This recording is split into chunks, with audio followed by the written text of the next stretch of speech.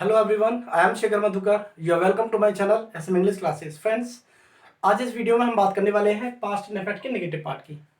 Affirmative part हमने complete कर लिया है। आइए वीडियो को शुरू करते हैं। फ्रेंड्स, अगर हम किसी भी सेंटेंस को बनाते हैं तो सबसे पहले हमें देखना होता है उसका स्ट्रक्चर। अगर हम इस टेंस की बात करें, पास्ट इनडेफिनिट नेगेटिव पार्ट की अगर हम बात करें तो उसकी स्ट्रक्चर कुछ इस प्रकार होती है। जैसे कि सबसे पहले तो आपको पता है, आप किसी भी सेंटेंस को जब बनाते हो तो सबसे पहले आप सब्जेक्ट को लिखते हो। उसके बाद में अगर हेल्पिंग वर्ब होती है तो हेल्पिंग वर्ब लिखी जाती है। अब क्योंकि आपको नेगेटिव सेंटेंस बनाना है तो आप लिखेंगे नॉट को, वर्ब की आपने लिखी फर्स्ट फॉर्म और फिर लिखा आपने ऑब्जेक्ट। इस तरीके से हमारा ये फॉर्मूला तैयार हो जाता है। अब आपने देखा सब्जेक्ट के बाद में मैंने लिखा है हेल्पिंग वर्ब, लेकिन हेल्पिंग वर्ब आएगी क्या, अभी तक हमें ये बातचीत पता नहीं है। तो मैं आपको याद दिला दूं, जब हमने प्रेजेंट इंडेफिनिट को समझा था, आपको याद होगा प्रेजेंट इंडेफिनिट का जब हमने नेगेटिव पार्ट किया था तो हम उसमें कुछ हेल्पिंग वर्ब्स का इस्तेमाल करते थे जिनको हम डू नॉट और डज नॉट के नाम से जानते हैं। अब क्योंकि हम बात कर रहे हैं पास्ट की, पास्ट में इंडेफिनिट की, आपको पता है पास्ट इंडेफिनिट में वर्ब की सेकंड फॉर्म हम लगाते हैं। तो आपने क्या किया, इस डू की सेकंड फॉर्म को लिख दिया, यानी कि अब हमारी जो पास्ट में हेल्पिंग वर्ब होगी हम डिड को लिखने का काम करेंगे। और क्योंकि आप नेगेटिव सेंटेंस बना रहे हो तो नॉट भी इसके साथ में आप लिख देंगे। तो इस तरीके से हमारी हेल्पिंग वर्ब तैयार हो जाती है, डिड नॉट। तो फॉर्मूले में आपको कुछ नहीं करना, सब्जेक्ट तो जैसा है वैसे ही रखा रहने दो और यहाँ पर हेल्पिंग वर्ब के नाम पर आप लिखने का काम करेंगे डिड, और यहाँ पर नॉट तो ऑलरेडी दिया ही है वर्ब की फर्स्ट फॉर्म। अब कुछ फ्रेंड्स के दिमाग में ये क्वेश्चन आ रहा होगा कि हम तो अब तक पास्ट इंडेफिनिट में वर्ब की सेकंड फॉर्म लगाते आए हैं। बिल्कुल आपकी बात सही है, लेकिन दोस्तों वो जो सेंटेंसेस थे सिर्फ अफर्मेटिव थे, हम उसमें वर्ब की सेकंड फॉर्म लगाते थे। इसमें यहाँ पर हम वर्ब की फर्स्ट फॉर्म ही लगाएंगे। उसका रीजन ये है कि आपने हेल्पिंग वर्ब में पहले से ही डू की सेकंड फॉर्म को लिख दिया है। आपको पता है डू, डिड, डन, ये है डू फर्स्ट फॉर्म और डिड है सेकंड फॉर्म, डन है थर्ड फॉर्म।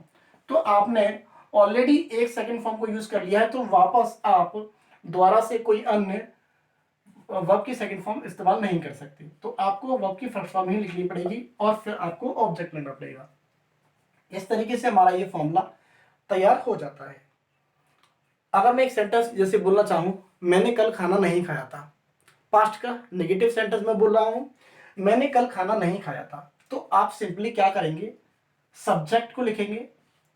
ये पहला सेंटेंस है हमारा, तो मैंने लिखा सब्जेक्ट को आई और मैंने कहा कल मैंने खाना नहीं खाया था, तो मैं लिखा I did not, helping verb मैंने लगाई I did not eat food. और कल की अगर हम बात कर रहे हैं तो मैंने लिख दिया yesterday, I did not eat food yesterday, मैंने कल खाना नहीं खाया था। अगर मैं एक और सेंटेंस बोलना चाहूं, मेरी माँ ने कल खाना नहीं पकाया था, आपने फिर से लिखा सब्जेक्ट माई मदर और माई मदर के हिसाब से आप लिखा डिड नॉट, हेल्पिंग वर्ब। यहाँ पर एक बात और मैं बता देता हूँ आपको, आप देख रहे हो आई हमारा प्लूरल सब्जेक्ट होता है और माई मदर सिंगुलर सब्जेक्ट, और दोनों ही कंडीशन में आपको डिड नॉट का ही यूज करना है। पास्ट इंडेफिनिट के नेगेटिव पार्ट में हमेशा एक ही हेल्पिंग वर्ब काम करती है जो डिड नॉट है। My mother did not cook food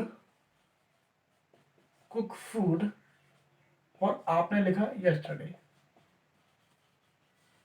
my mother did not cook food yesterday, मेरी माँ ने कल खाना नहीं पकाया था।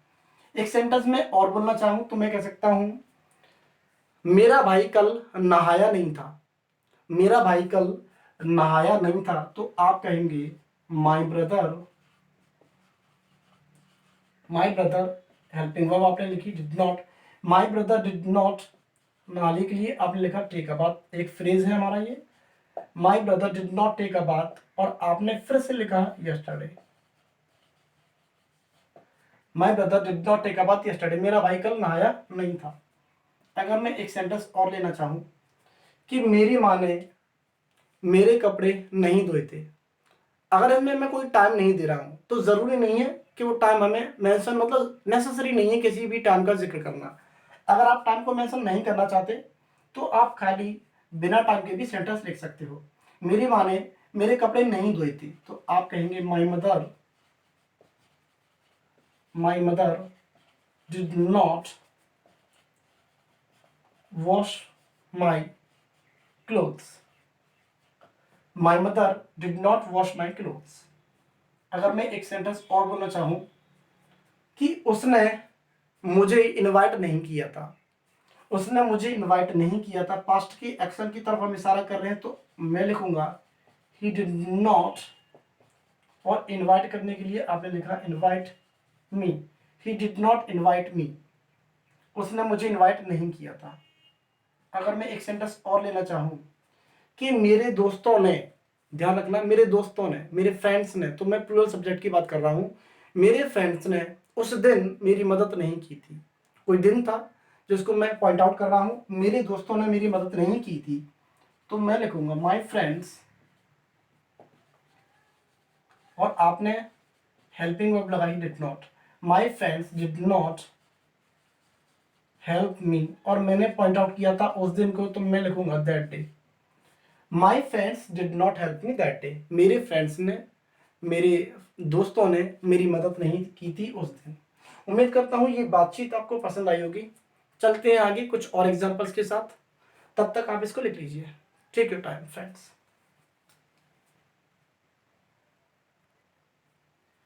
फ्रेंड्स, कुछ सेंटेंसेस मैंने लिखे हैं और मैं चाहता हूं कि इन सेंटेंसेस को आप खुद से सॉल्व करें।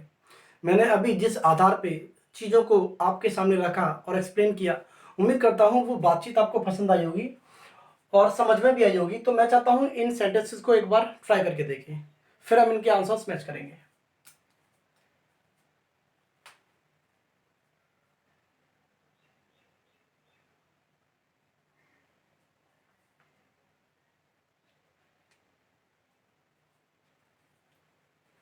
चलिए फ्रेंड्स, तो इनके आंसर्स को हम मैच कर लेते हैं और आप वीडियो को पॉज करके भी अपने आप खुद से सॉल्व कर रहे देख सकते हैं। जैसे कि हमने पहले सेंटेंस को पढ़ा, मेरे पापा ने मुझे पैसे नहीं दिए थे। मेरे पापा ने मुझे पैसे नहीं दिए थे, तो आपने लिखा सब्जेक्ट को my father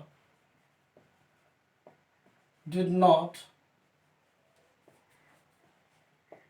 give me money. My father did not give me money. और ये चीज हमने पहले ही समझी है कि जब लिविंग और नॉन लिविंग ऑब्जेक्ट दो आ जाते हैं, तो हम लिविंग ऑब्जेक्ट को पहले लिखते हैं और नॉन लिविंग ऑब्जेक्ट को बाद में लिखते हैं। उसने मुझे पढ़ने नहीं दिया था। दोस्तों, आपको याद होगा लेट का यूज हमने किया था, वहीं से ये सेंटेंस है। उसने मुझे पढ़ने नहीं दिया था। उसने आप कुछ भी मान सकते हो, ही और शी, तो मैं कहूंगा he did not let me study. He did not let me study, उसने मुझे पढ़ने नहीं दिया था। उसने मुझसे बात नहीं की थी। उसने मुझसे बात नहीं की थी, तो आपने लिखा शी डिड नॉट, बात करने के लिए आपने लिखा टॉक, और उसके बाद में आप लगाते हो to. She did not talk to me, उसने मुझसे बात नहीं की थी। मेरे भाई ने पिछले हफ्ते एक भी पैसा नहीं कमाया था। मेरे भाई ने पिछले हफ्ते एक भी पैसा नहीं कमाया था, तो आप कहेंगे my brother did not earn, और एक भी पैसा के लिए आप आएंगे एनी मनी। इस एनी का जिक्र भी हम कर चुके हैं प्रेजेंट इंडेफिनिट में। माई brother did not earn any money, और पिछले हफ्ते के लिए तो कहा है, तो हम लिखेंगे लास्ट वीक। राकेश ने मुझे तुम्हारे बारे में कुछ नहीं बताया था। कोई इंसान है राकेश, उसने मुझे तुम्हारे बारे में कुछ नहीं बताया, तो हम उसका नाम लिख देते हैं यहाँ पर Rakesh did not tell me, और यहाँ पर आपने लिखा anything. Rakesh did not tell me anything, Rakesh ने अबाउट यू, तुम्हारे बारे में, तो ये हमने लिख लिया। Rakesh did not tell me anything about you. जो फ्रेंड्स मुझसे शुरुआत से ही जुड़े हुए हैं, उनको ये बातचीत समझ में आती होगी कि मैं एनीथिंग यहाँ पर क्यों लिख रहा हूँ और यहाँ पर एनी का यूज क्यों कर रहा हूँ।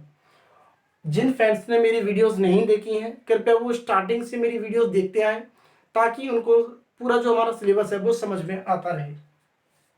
नेक्स्ट सेंटेंस की हम बात कर लेते हैं। मैंने कल कुछ नहीं पढ़ा था। मैंने कल कुछ नहीं पढ़ा था, तो मैं कहूँगा आई डिड नॉट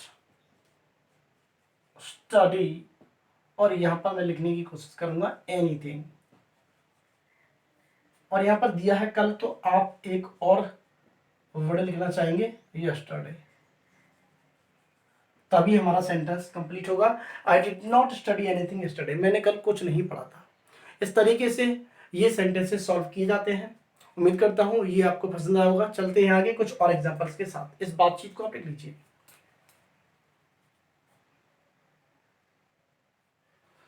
फ्रेंड्स, एक सेंटेंस मैंने आपके लिए लिखा है और मैं चाहता हूं कि आप इसको सॉल्व करने की कोशिश करें। किसी ने मेरी मदद नहीं की थी। आपको याद होगा जब हमने प्रेजेंट इंडेफिनिट किया था तो हमने कुछ नो वन से सेंटेंस किए थे। कोई मेरी मदद नहीं करता, कोई मुझसे प्यार नहीं करता, कोई मुझसे नफरत नहीं करता, कोई मुझसे बात नहीं करता। इस तरीके के सेंटेंसेस हमने किए थे। तो ये सेंटेंस भी वहीं से है। किसी ने मेरी मदद नहीं की थी। हमें एक सब्जेक्ट चाहिए जो एक नेगेटिव सब्जेक्ट है। किसी ने मेरी मदद नहीं की थी, क्योंकि मेरी मदद नहीं की थी यानी कि जो ऑब्जेक्ट है वो तो मी है। ये तो आपने पहचान लिया कि मेरी मदद नहीं की थी, लेकिन जो मदद करने वाला व्यक्ति था वो था ही नहीं कोई। तो यानी कि सब्जेक्ट के नाम पर हमें एक नेगेटिव सब्जेक्ट चाहिए, और नेगेटिव सब्जेक्ट हमें नजर आता है नो वन। और जब आपको पता है नो वन हमने लगा दिया तो हमें अब किसी नॉट की जरूरत नहीं है। नॉट तो हम लगाएंगे नहीं, क्योंकि नॉट तो हमने यहाँ पर लगा दिया। और जब नॉट नहीं लगाते तब हमें डिड की भी कोई जरूरत नहीं होती।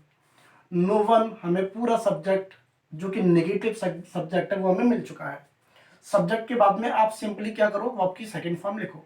किसी ने मेरी मदद नहीं की थी तो मैं कहूंगा नो वन, और वर्ब लगाएंगे आप second, no one help me. अब यहां पर मैंने सेकंड फॉर्म इसलिए लगाई क्योंकि मैंने यहां पर डिड को नहीं लिखा। मैंने अभी आपको एक बात समझाई थी कि जब जब भी हम डिड को लिखेंगे तब आप फर्स्ट फॉर्म का यूज करेंगे, क्योंकि डिड अपने आप में ही खुद एक सेकंड फॉर्म है। और यहाँ पर हमने डिड को नहीं लिखा। डिड को लिखने का यहाँ पर कोई भी उपयोग नहीं है, क्योंकि कोई हमारा ऐसा नियम भी नहीं कहता, क्योंकि नो वन जो है हमारा सिंगुलर सब्जेक्ट जो नेगेटिव सब्जेक्ट है, और हमें नॉट की जरूरत नहीं है। जब नॉट की जरूरत नहीं है तो हमें डिड की भी जरूरत नहीं है। नो वन हेल्प्ड मी, किसी ने मेरी मदद नहीं की थी। अगर मैं कहना चाहूं कि किसी ने मुझे पैसे नहीं दिए थे, किसी ने मुझे पैसे नहीं दिए थे, तो आप कहेंगे no one gave me money. तो ये हमारा सब्जेक्ट का काम कर रहा है। और यहां पर जब भी आप नो वन को सब्जेक्ट बनाएंगे तो आप हमेशा वर्ब की सेकंड फॉर्म को लिखेंगे। No one gave me money, ये हुआ हमारा ऑब्जेक्ट वन और ये हुआ object two. No one gave me money, किसी ने मुझे पैसे नहीं दिए थे। मैं एक सेंटेंस और लेना चाहूँ कि किसी ने मुझे पार्टी में नहीं बुलाया था। किसी ने मुझे पार्टी में नहीं बुलाया था, तो आप कहेंगे no one invited me to the party. तो इस तरीके के सेंटेंसेस भी हमें देखने को मिलते हैं पास्ट इंडेफिनिट में। No one invited me to the party, किसी ने मुझे पार्टी में बुलाया ही नहीं था। एक सेंटेंस और ले लेते हैं। अगर मैं कहना चाहूँ कि किसी ने मेरे कमरे को डेकोरेट नहीं किया था, तो मैं कहूंगा नो वन, आप सेकंड फॉर्म लिखें, decorated my room. No one decorated my room, किसी ने मेरे कमरे को डेकोरेट नहीं किया था, सजाया नहीं था। किसी ने मेरे कपड़ों पर प्रेस नहीं की थी। पास्ट की बात कर रहे हैं हम। नो वन प्रेस करने के लिए आपने लिखा आयरन, और आयरन में आपने लगाया ईडी, जिससे वो सेकंड फॉर्म बन जाए। No one iron my clothes, किसी ने मेरे कपड़ों पर प्रेस नहीं की थी। एक सेंटेंस और ले लेते हैं। अगर मैं कहना चाहूं कि किसी ने मेरे लिए खाना नहीं पकाया था, किसी ने मेरे लिए खाना नहीं पकाया था, तो आप कहेंगे नो वन कुकी, आपने लिखी second form cooked, no one cooked food for me, किसी ने मेरे लिए खाना नहीं पकाया था। अगर मैं एक सेंटेंस और कहना चाहूं कि किसी ने इस क्वेश्चन को सॉल्व नहीं किया था, किसी ने इस क्वेश्चन को सॉल्व नहीं किया था, तो मैं कहूंगा नो वन सॉल्व करने के लिए आप लिखेंगे second form, no one solved this question. No one solved this question, किसी ने इस क्वेश्चन को सॉल्व नहीं किया था। तो इस तरीके से हम पास्ट इंडेफिनिट के नेगेटिव सेंटेंसेस को बनाते हैं। जहां पर हमें नेगेटिव सेंटेंस मिल रहा है, नेगेटिव सब्जेक्ट जहां हमें मिल रहा है, वहां पर हम डिड नॉट का यूज नहीं करते, क्योंकि नो वन हमारा ऑलरेडी नेगेटिव सब्जेक्ट है। जब नेगेटिव सब्जेक्ट है तो हमें किसी नोट की ज़रूरत नहीं है, नोट की ज़रूरत नहीं है, इसलिए हम डिड को नहीं लिखते। और जो कुछ सेंटेंसेस हमने इससे पहले किए थे वहाँ पर हमें डिड नॉट की ज़रूरत होती है। उम्मीद करता हूँ ये सेशन आपको पसंद आया होगा। मिलेंगे हम अगले वीडियो में एक और एक नए टॉपिक के साथ में। तब तक के लिए मैं इस वीडियो को यहीं पर खत्म करता हूँ दोस्तों। जय Hind, thank you very much.